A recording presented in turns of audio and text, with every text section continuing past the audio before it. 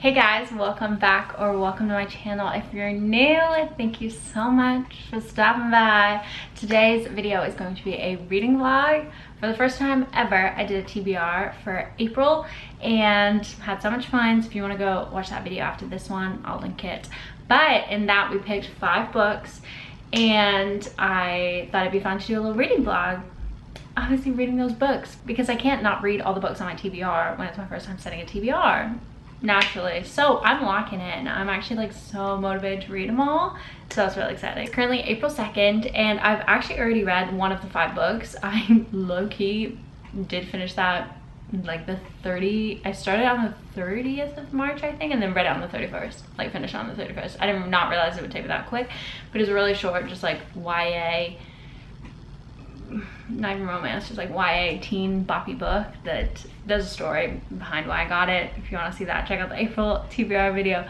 But so that one's done and dusted, so we're already just down to 4, which is stunning. A fantasy Crescent City book to read, the second one in the series. I have 2 romances, I'm pretty sure, yes, and a fiction, like a woman's fic one. So the books that I've left, I was itching to read Crescent City because I just finished that and I'm like, want to read the next one while I still remember things, because you know that's the hardest part about a fantasy.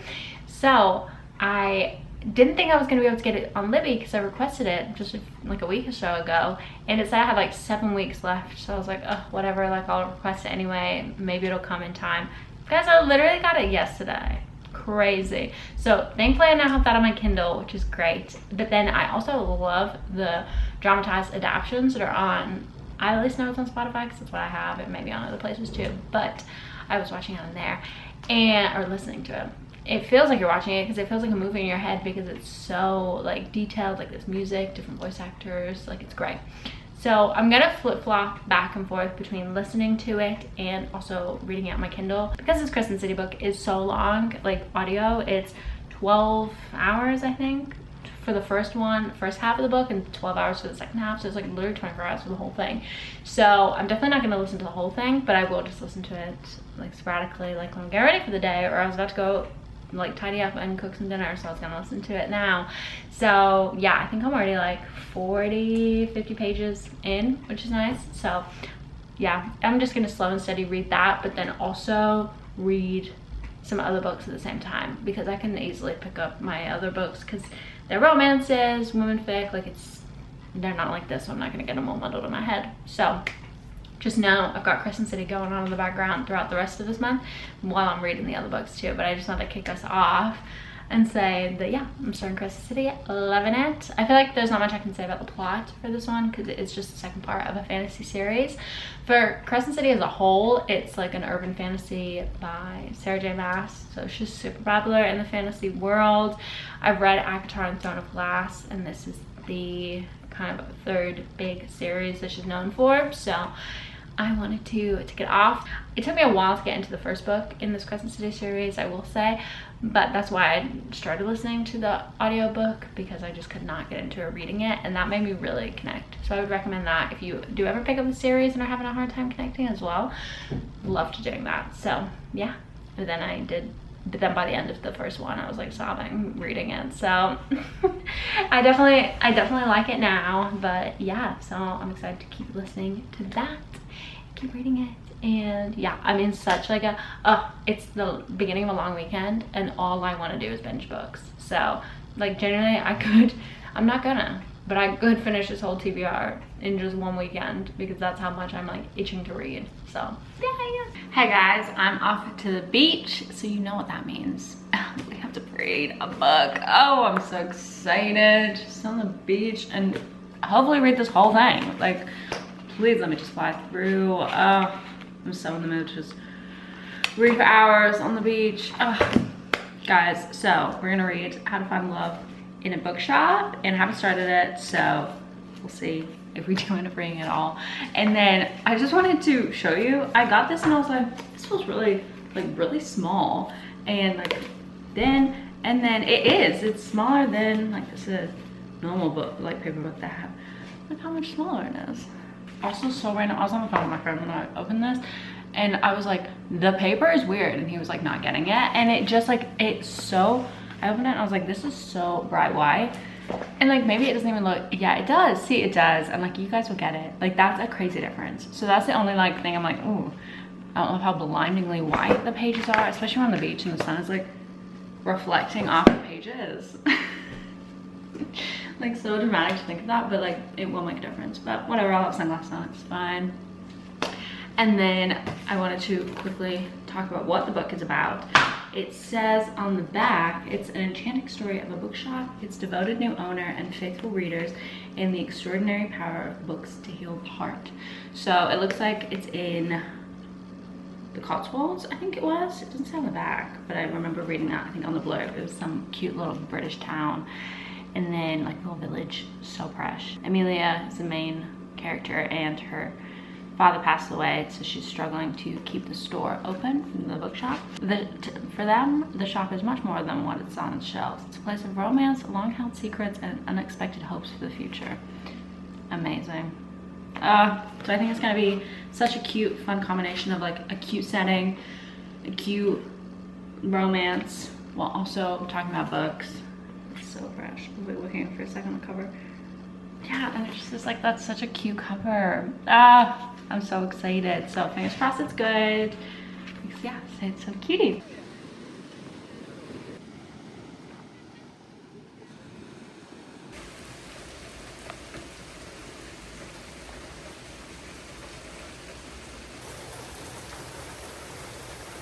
So it's time to give an update on how to find love in a bookshop. I'm over halfway already. I'm up to page 219. And I say already as if it hasn't taken me a few days. I've been a bit slower reading this than I thought I would be.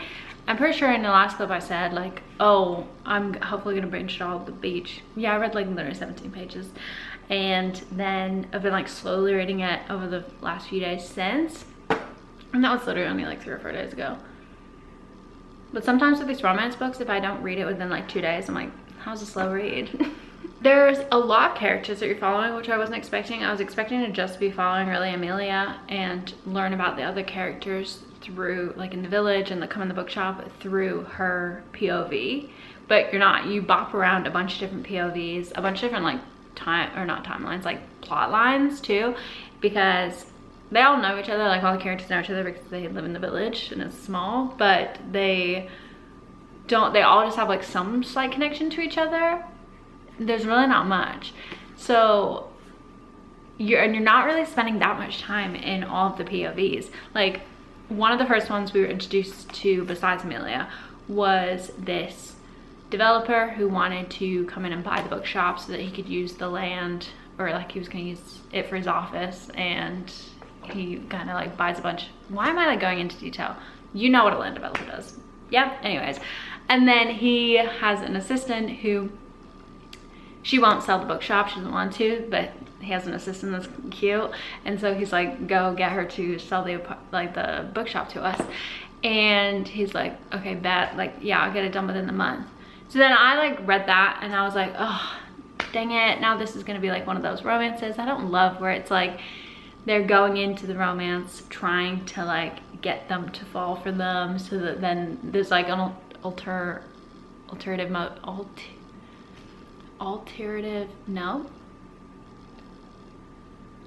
a different motive is what, why the frick can I not remember that word? Ulterior motive. Anyways, so I don't like that plot line much. I'm just like, because you know they always then end up finding out, or they actually then start to get real feelings. They then find out and then it like blows up. Like, boring. So I was kind of bummed then when I saw that, because I was like, oh great, this is what this is gonna be, like, yawn. But no, we like as I say, we're bopping around a bunch of other plots that I'm 218 pages in, and that guy's had one interaction with her, and that was it. So yeah, I'm like, I feel like I'm not getting invested in the characters much, because I'm not really like in their POVs for very long. So I'm like, how is this already gonna wrap up in like 120 pages, give or take, when I feel like I've gotten breadcrumbs of each of their plot lines so far. So I do wish we'd have just like stuck to like 1 or 2 of them and then just like dug deeper into those versus loosely following multiple, if that makes sense. It's feeling like a 3, a 3.5 right now, which is right for me. I feel like I rate every single book a 4. And like I could probably finish this and be like, yeah, it's 4. Like I just don't like, I need to get better at like actually rating ones. But like 3 is still a good book. But yeah, it is just like, maybe it's okay. It's okay. I'll be happy to have finished it. I wish it was better so far because I do still love the cover. Like that's just so cute. And yeah. And we're not spending that much time in the bookshop too. There's other bookshop themed books I've read before that you are in the bookshop a lot of the plot and a lot of the scenes, and I do really like that because I feel like it's really atmospheric. And I feel like they could have done that with this, and then they didn't really, because as I said, we're just spending so much time in the other plots. But I do feel like there's enough plot for Amelia's plot to be like the main one that you're like always following. That I probably would have enjoyed more. I finished How to Find Love in a Bookshop. I wrapped it up last night, and so let's give our final thoughts. I ended up rating it a 3-star, and a lot of the points I already made still held true even to the end. And it was just that vibe of, I just personally felt like there was just too many plot lines going on. I felt like you really couldn't connect or dig deep into one because yeah, there was just, we were just bopping from story to story so quickly. And then I was reading some reviews and people were like, yeah, some plot lines that just like disappeared and you never like touched on them again. But then something I didn't like was in a lot of the relationships, to me, it seemed as if the girls like were obsessed with the guys and the guys weren't that interested in the girls. But then it was kind of written in a way of like, oh, but the girls are the ones that are messing things up, or like they're just so in love with these guys. Like the one specific, the main girl, she was in love with this like musician that she played with, and he just like did not give me good vibes at all the whole time, literally the whole time. So then I was like, why are you in love with this man? Like he's not good. And then, you know, as they always do in a romance, they end up together and she's like so in love, and I'm like, she's like talking about these couple things that she loves that he does, and I'm like, what are we talking about? What are we talking about? It was like, they just didn't seem like realistic to moments that the guy characters were acting in. The words that the girls were then saying about them was not lining up. So, and that was just like, I could say that generally about every single storyline. There was just flaws with it. Just now, that's why I rated it a 3, which is so unfortunate because it's such a cute cover and like the premise is so cutie, but I just like wasn't rooting for anyone. Wasn't rooting. So happy to finish that up, I guess. Tragic, but oh well. And then I think the next book I'm gonna pick up is, I'm still listening to Crescent City. I was listening to actually right now. I'm gonna work on my book journal, which I should have posted a video of like a bookish weekend, a few days where I set this book journal up. So I need to work on it more though and keep updating it. So I'm gonna listen to Crescent City while doing that. I'm only on like track 4 of book, like the first part of book 2, so I'm really not far in, but I think that'll be something I'll just like, as I said, I'll keep just listening to it throughout the month, and then when I'm getting closer to the end of the month, I'll probably just like binge the actual Kindle version. So yeah, we'll see. But for the next like physical book I want to read, we've now got 3 books left. Mine only 2 if we're not thinking of Crescent City. It's this one. This is the only physical book I have left, the book club for Troublesome Women, and then I have a romance book on my Kindle that I want to read. But I thought, because I just read a romance, even though that did not feel very like cutesy romancy, I thought we'd pick up a women's fiction one instead. And this sounds really interesting. So yeah, I haven't started it yet, but I just want to let you know that this is the next book I'm gonna start, and I'm feeling good. When I'm filming this update, it's April 8th, so I'm chugging along. So I ended up starting this book tonight, and I'm up to page 45, so still definitely obviously getting into it, but I'm actually really liking it so far, and I'm really interested to keep reading. Why did I literally stop like half? There must be a reason I stopped. Did I get a call or something? No. Why did I stop like literally mid-page? Don't mind me like finishing this right now because I this is the last page in the chapter and I finished over here. Why did I do that? Okay, so now we're up to chapter 4. So yes, still getting the vibe of it, but you so far have met, I think, a couple of the main characters, especially the ladies who are in the book club, and you're starting to learn a bit about their lives. It is the blurb, I've read it multiple times now, but it's like basically the little thing it says it's a humorous, thought-provoking, and nostalgic romp through one pivotal and tumultuous American year, as well as an ode to self-discovery, persistence, and the power of sisterhood. And so it's in the 1960s. So from the vibe I'm getting so far is the main character, Margaret, is living that like perfect quintessential like American suburb dream, stay-at-home mom, has a couple kids, that kind of vibe, but is like low-key bored and like hates her life.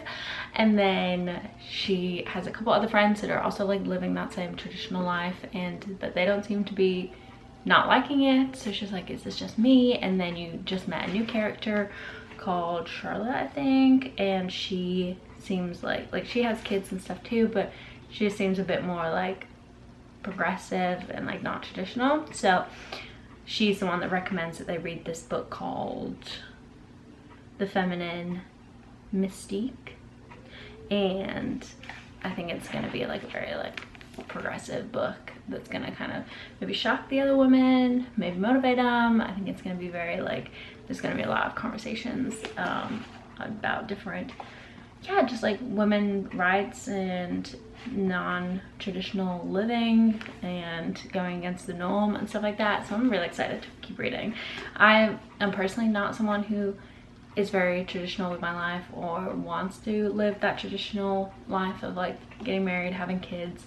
I mean, I'm 29 and I'm single, I'm not dating, don't want kids, so that is just not gonna be, I'm already past the traditional, like I'm not gonna have that traditional vibe, which is totally fine.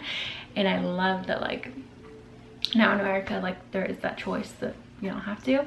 So I think I am really gonna like it. I'm excited for them to just like talk about it. I'm hoping it's not like, it doesn't need to be like too deep. We're like getting into all these topics and stuff like that, but I do hope it's not just like surface level as well. Like I hope it's a nice mix of, it can be entertaining but also talk about the issues that, you know, women had to deal with back then and then throughout history. I think would be interesting to learn more about too. So we are up to page 154 in the book club for troublesome women, and I'm liking it so far. I knew that this would happen though, that the men in the book would annoy me, and it is just like so crazy because like, as I was touched on, like I'm not a traditional girly, I'm not really dating, I'm not really interested in it. Like I'm open to it for sure, but I'm not like putting a bunch of like focus and time and energy into it at all. I cannot remember, it's been years since I've been on a date, you know, so it's just not really a focus of my life. And I'm lucky that I know that definitely a lot of women still experience like tough times in their jobs and discrimination and stuff like that, but that's just something I've never really dealt with, except like a couple snide comments from like fellow students when I was in like college, but really not much. Like in my job, there's so many women in leadership in my like department, and the women outrun like the men by far. And just, yeah, in my professional like career so far, I've never ever felt looked down upon, or like my opinion is worth less or anything like that, or like I'm not smart and stuff like that because I'm a woman.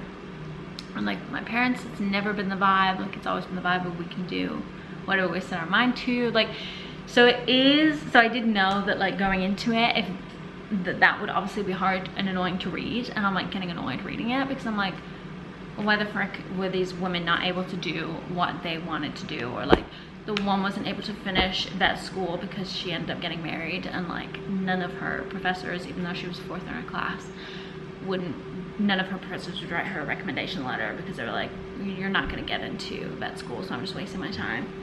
Wasting your time so you wouldn't even write the poor gal a letter? Crazy. Intrigued to see if I do start liking the men in the book more, if they do have like redemption arcs, but then it is also particular to that time period. Like, I'm not expecting them to all become feminists themselves and be like, woo, womanhood, because unfortunately that was just not the moment of the men then. Honestly, sometimes now. But I am like in the women like realizing stuff about themselves and like feeling that like, wait, why can't I not like get a job if I can handle being a mom and a wife and do all of that at the same time?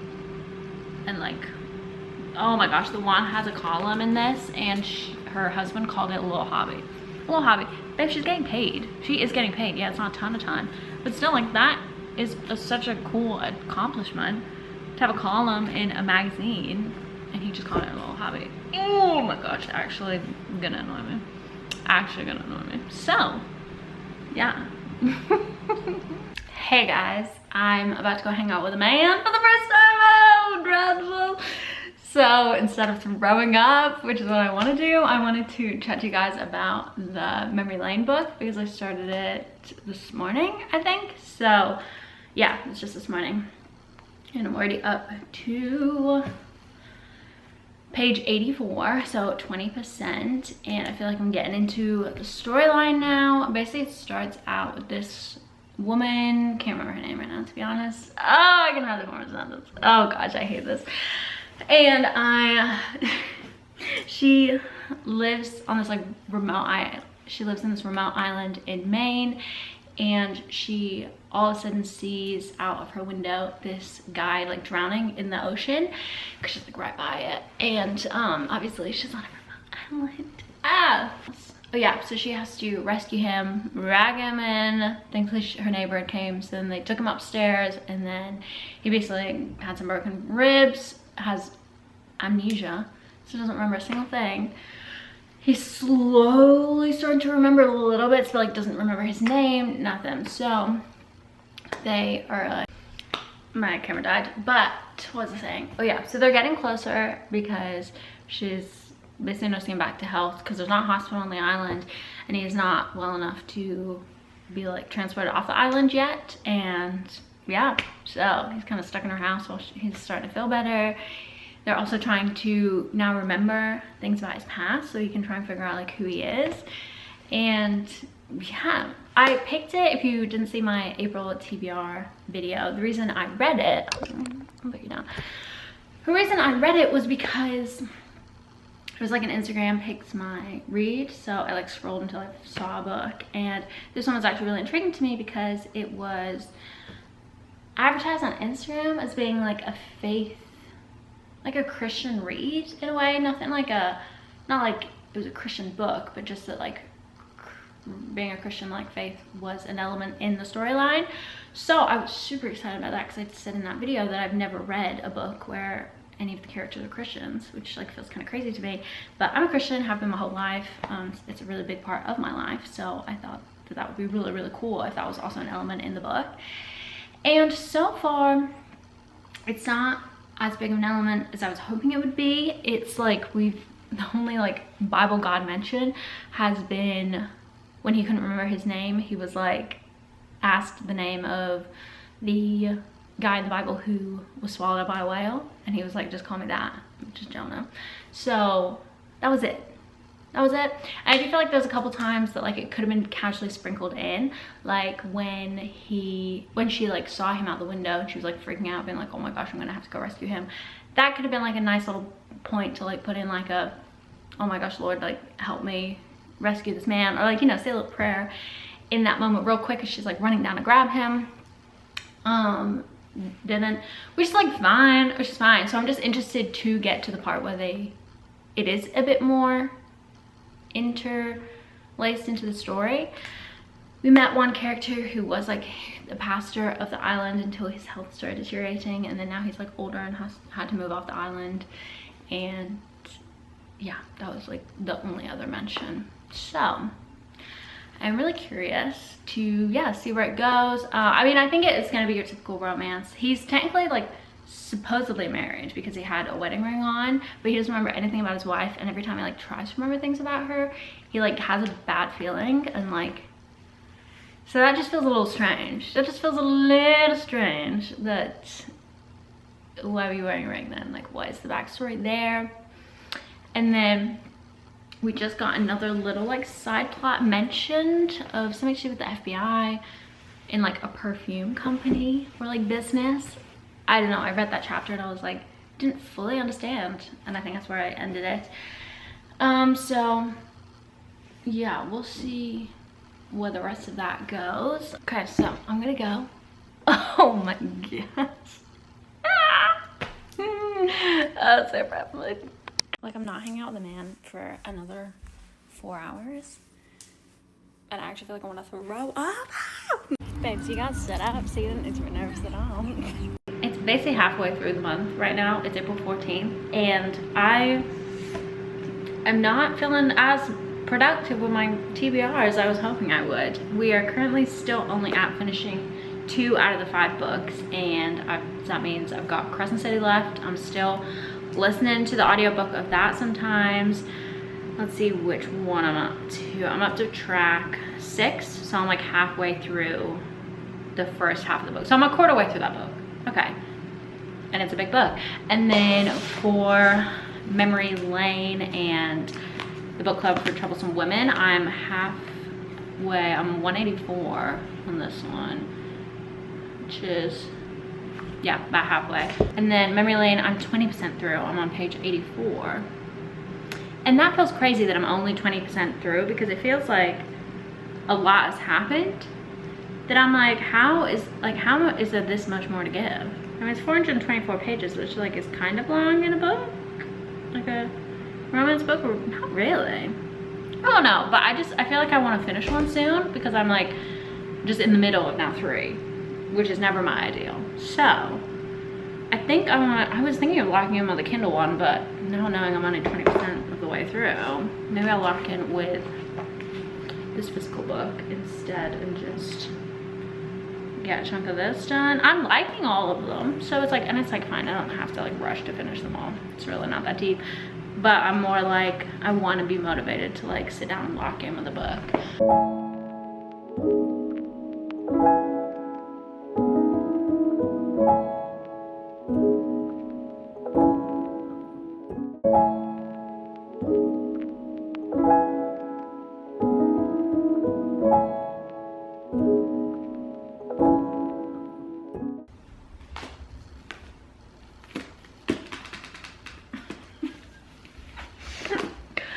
Well, we're finished. Tick another one off the April TBR.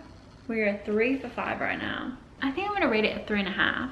I feel like what I said last still stands, and there was a bit of like redemption arcs though for a lot of the characters, so that was nice. I did like how it wrapped up. It never felt like it like really dragged or was like slow pacing.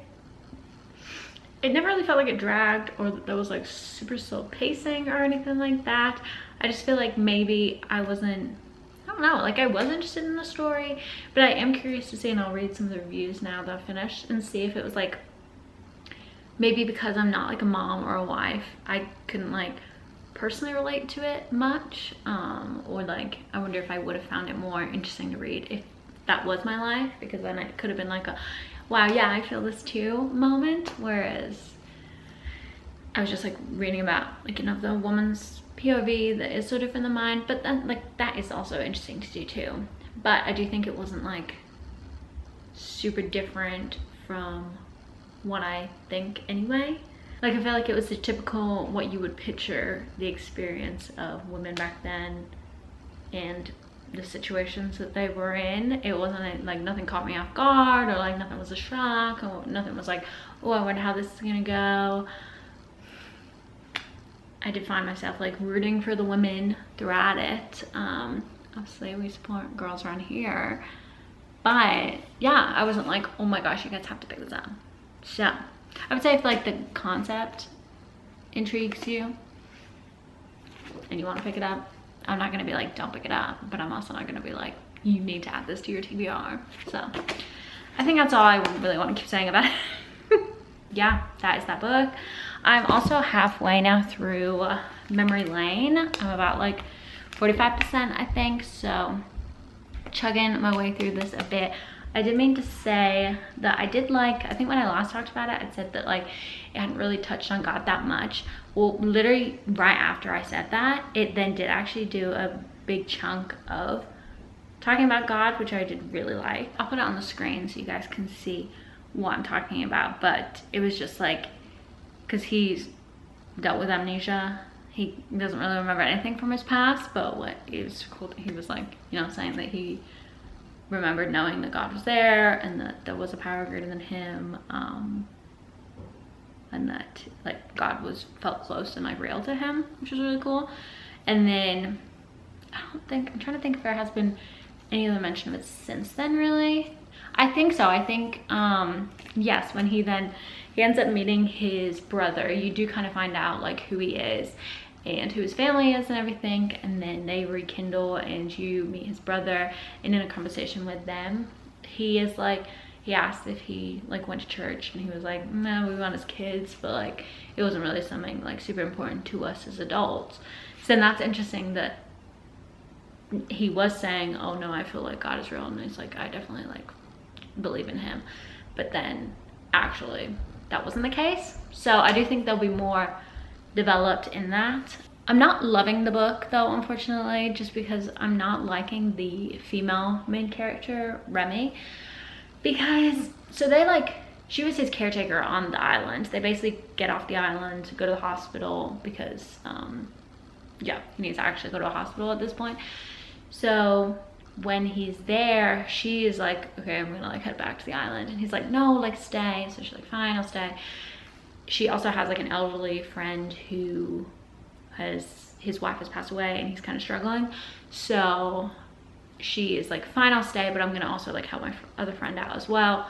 So she's like staying at this other guy's house, and I'm saying other guy, like he is an elderly, like non-love interest at all vibes, like very like just friends. So she's staying at his house, and he's like helping him declutter his house because he had so much stuff, it was a mess, blah blah blah. So she's spending like days with him, and then not helping this guy because he's now back. He's like was in the hospital for a little bit, then got out, and is now staying at this house that his family told him about with his brother. And he's like missing her and wanting to like hang out and stuff, and she's like, no, I don't want to hang out. And it's giving because like she's scared because she like has feelings for him, and she doesn't want to, like she doesn't think that they could ever date, and blah blah blah. Like there's reasons she would think that, but like girl, like, and it's just weird because I'm like, you cared so much about him on the island, and also like he's asking you like multiple times to hang out, and like showing that like he needs that support, because like he still can't remember a diddly darn thing.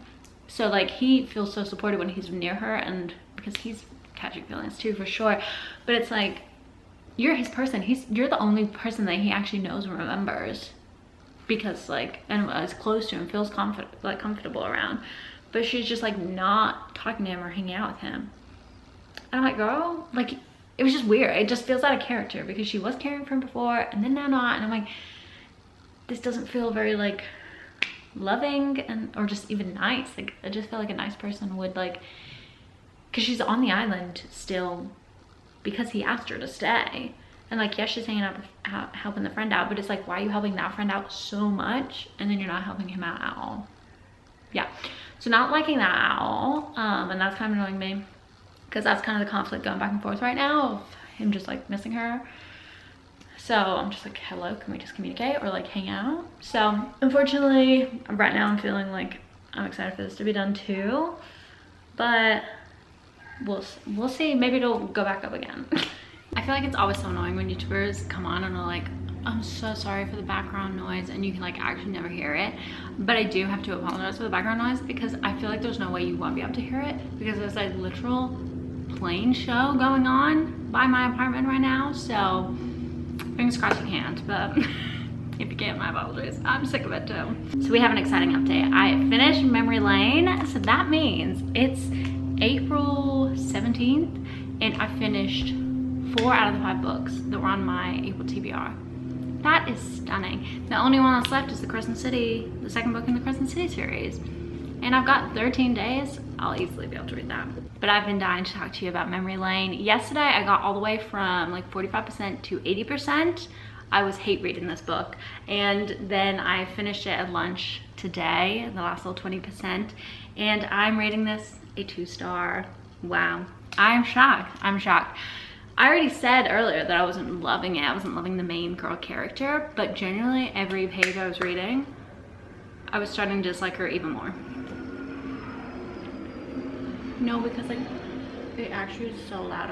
I'm so sick of it. So if you don't want to know like anything about the book, I wouldn't listen to this next part, because I feel like when rating a book 2 stars, you have to at least give some context. And so it will kind of touch on, like, it will definitely touch on things that happen in the book. So, but as you can guess, from rating it 2-star, I wouldn't recommend reading it. So I don't think it's an issue saying some things that happen in the book. So I'm editing this vlog, and I just got to the end where I was talking about why I didn't like the book, and I didn't realize I basically just rambled on with a lot of the same info that I'd already shared about how I just wasn't loving the main girl character. So I wanted to hop on and like reword it better.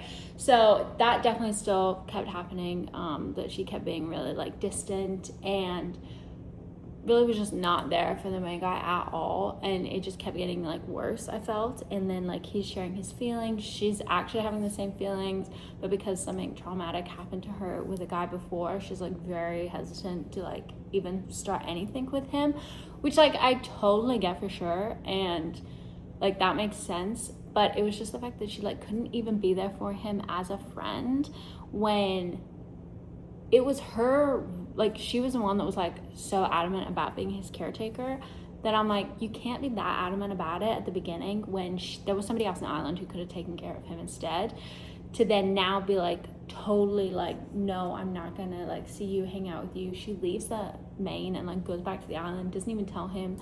And it's like he describes her as being his anchor, because like there was just no thought or like mention from her of like, he just went also through such a traumatic experience of like, he had amnesia, woke up not knowing a single like thing, a single memory. He didn't remember anything. So then it's like the only person he genuinely remembers and like feels like he can trust and feels comfortable around is Remy. And then she just like doesn't care about that at all. So I was just like, I'm not rooting for you, because like even just on like you could have just been friends. Like I totally get wanting to not be interested like romantically at first, and like that would obviously be really hard to go through. But like, girl, you kind of put yourself in that situation to be his caregiver, and now you're like actually not, and like he really needs you. So I really don't like that. And then besides that, there is like, you do find out about the wife, and like that whole plot line and the like spin at the end because of that was just like so, I felt like dramatic and random. And there was like, yeah, it's like a mystery element, so you don't know what happened to her, and then you just start to find out, and then you find out like who did something to her, and it's just like, all right, okay. And then Jeremiah's brother is in the FBI, and I mentioned the random chapter at the beginning of the book where, or like, yeah, in the first like third, I'd say, of something to do with like the perfume company, and like he was gonna have this like case or mission he needed to do. Never talked about that again until right at the end, briefly mentioned it for the time, like a couple sentences, I think, if I remember correctly. Not enough that I'm like, why was it brought up in the book at all?